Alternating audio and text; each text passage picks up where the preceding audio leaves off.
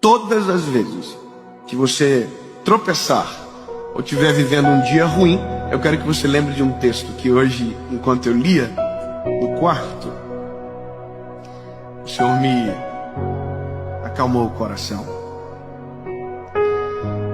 No dia que tudo estiver dando errado, que você acordou e estava normal, mas parece que no meio do dia você perdeu o controle e você desmoronou.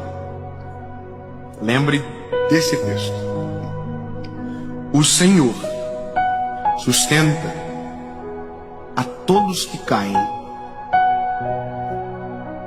e levanta todos aqueles que estão abatidos.